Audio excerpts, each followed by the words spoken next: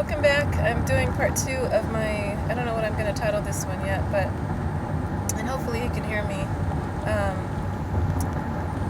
I don't want to hold my phone out too obvious, like make it too obvious that I'm on the phone. I don't want to get pulled over or anything like that, and yet I also want to be safe and mindful of the other drivers around me. But just talking about comfort zones, and that was part 1, stepping out of the familiar place and into a place that's unfamiliar. And if you're at a place where you're not where you want to be, like there are so many dreams and visions and goals that I have in my spirit that for somebody like me, it literally drives me insane to not be able to accomplish those things. I have some things sitting in the computer that I almost lost because my sister's computer crashed once, and I almost lost God-given projects that there's no way in the world I could ever recreate. And I still have them. I've found other ways to save them. I've emailed copies to myself, so if this ever happens again, that I'll have copies. But it's frustrating because you have these goals. It's almost like sitting in an airplane.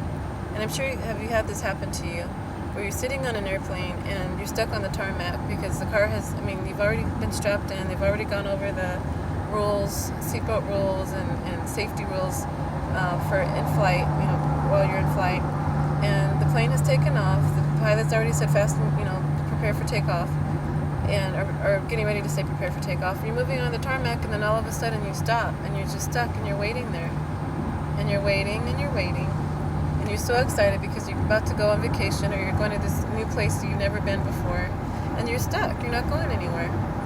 Or, there's been times, there was once I was taking a trip to Orlando with my kids, and we were going for a family reunion. It was going to be my first time ever in Florida. And I was so excited. My kids were excited, and we all were tired at the same time. And I remember being we were stuck in this airport. We had the longest layover because of weather in Florida. They didn't want to fly the planes into Florida. There was a really terrible thunderstorm at the time. And so we were stuck in the airport, unable to go, looking at my ticket, knowing that this is my destination, but how in the heck, or when are we going to get there? And everything's paid up, ready to go. All I have to do is get on board the plane, and everyone else, the pilot will take care of the rest. Well, but we were stuck. Eventually, we were able to board, and we finally got there, and then when we got there, we were stuck. We were able to get off of the plane, but we couldn't get our luggage because they didn't want to unboard the plane because of the lightning storm. They didn't want to take our luggage out, so we had to wait until that was done before we could even leave to get to the resort. It was a beautiful resort, and by the time we landed, it was dark, and so we couldn't really see much, but we did see, we were right by, what do you call that, Walt Disney World, so we could see the fireworks from Walt Disney World on the way in, and it was just gorgeous. I could see bodies of water from time to time when the fireworks, or the lightning would light up the sky.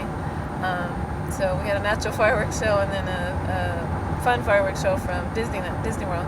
But anyhow, it's just an example of waiting and being stuck somewhere, wanting to go somewhere and unable to go. And so in life, a lot of times we feel like that, where we're just stuck on the tarmac, or we're stuck in the airport, just waiting to take off. And one thing we have to remember is that we can't go ahead of God. He has a set time for everything, and if He's saying to wait, we have to wait. It's for our safety.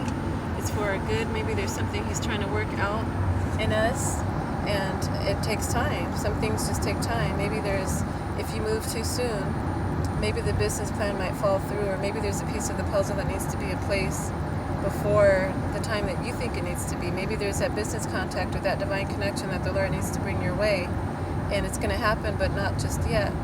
Maybe there's something He's trying to develop in us, and me and you, our character. Maybe He's trying to develop patience and perseverance. Maybe He's giving us an opportunity to become good stewards over our finances, so that way when He entrusts us with more, entrusts us with whatever this new thing is that He's going to give us, that will handle the finances properly in the right way. Whatever the case may be, I think there's patience in learning to wait. There's a can't think of the word that I'm looking for, but there's a reward to waiting.